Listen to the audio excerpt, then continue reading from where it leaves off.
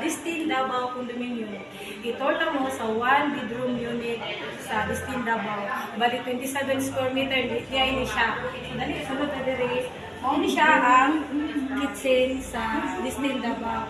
So, makita ninyo na siya table, na po siya underneath cabinet. And then, dirita sa may toilet. Uli ang toilet. Of course, na po siya shower. So, nadiri ang hot and cold shower. Then, padulong ta diri sa living room.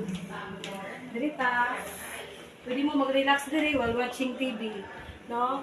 So, nilot kayo siya. Then, na siya ay ginatawag nga